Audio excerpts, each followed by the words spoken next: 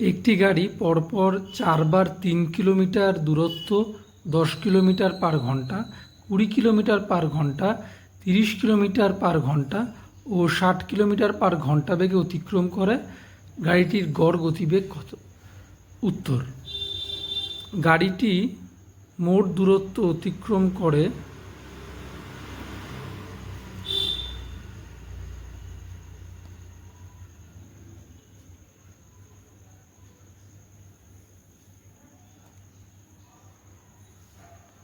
4বার 3 kilometre করে, সুতরাং 3 × 4 kilometre is equal two 12 kilometre.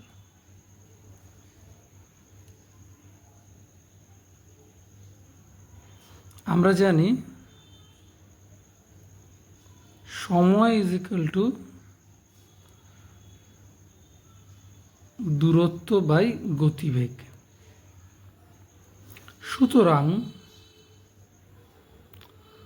প্রথম 3 কিলোমিটার যেতে সময় লাগে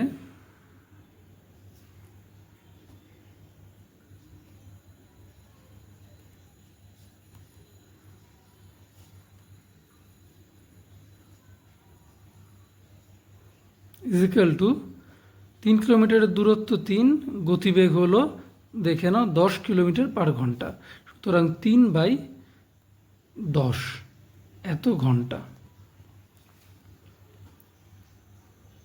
দ্বিতীয় 3 কিলোমিটার যেতে সময় লাগে দূরত্ব 3 আর বাই 20 কিলোমিটার পার ঘন্টা, সুতরাং 3/20 ঘন্টা।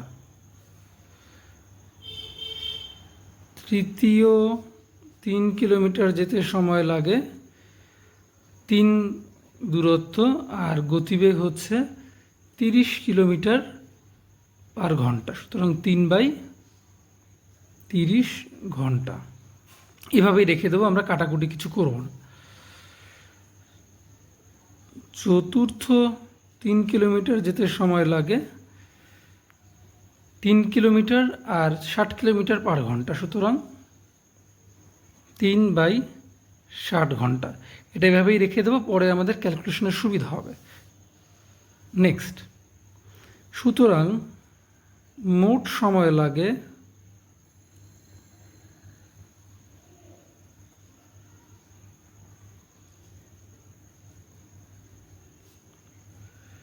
(3/10 প্লাস 3/20) এগুলো সব যোগফল, প্লাস 3/30 প্লাস 3/60 ঘন্টা।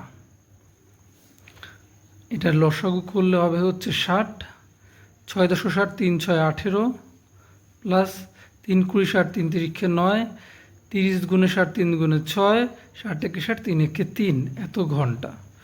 উপরে আমরা যোগ করলে পাবো 6 আর 3 9 আর 18, 18 × 8 = 36, 36/60 ঘন্টা। এবার কাটাকাটি করব 3 দিয়ে, 3 × 3, 3 × 6, 3 × 20 = 60, 2 দিয়ে 6 × 2 = 12, 10 × 2 = 20, আবার 2 দিয়ে 3 × 2 = 6, 5 × 10, সুতরাং 3/5 ঘন্টা। আবার আমরা জানি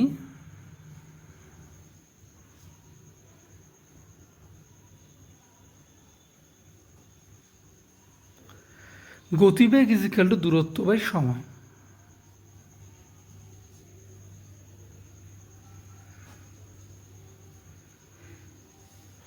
সুতরাং গাড়ির গড় গতিবেগ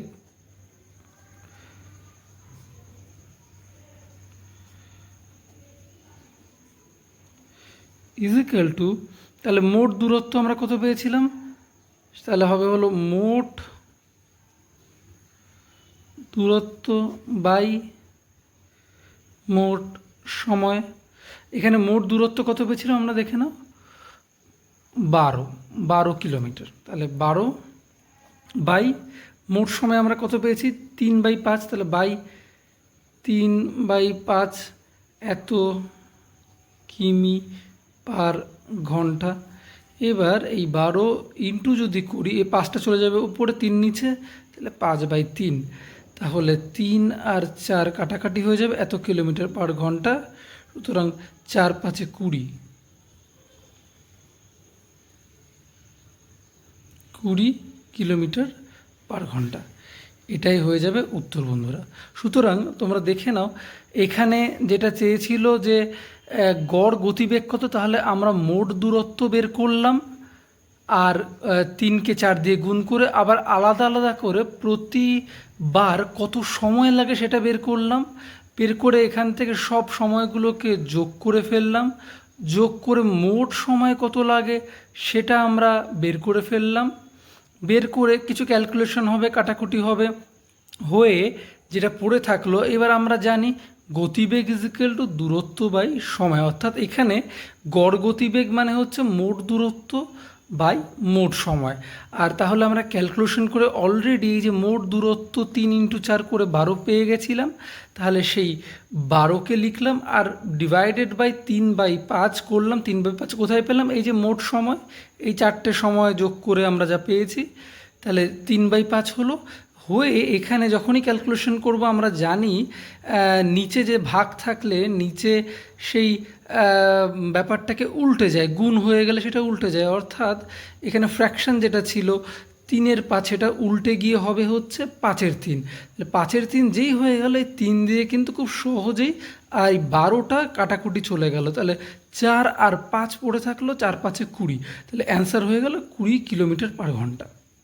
আশা করি ভিডিওটা তোমরা খুব ভালো করে বুঝতে পেরেছো। এই ধরনের প্রশ্ন প্রায়ই পরীক্ষায় আসে, তাই চেষ্টা করো এই ধরনের প্রশ্ন বারবার করে প্র্যাকটিস করার জন্য। আর বন্ধুরা, চ্যানেলটা তোমরা যদি নতুন হয়ে থাকো অবশ্যই সাবস্ক্রাইব করে দিও, লাইক করো, আর ভিডিওটা ভালো লাগলে অবশ্যই শেয়ার করে দিও। Thank you.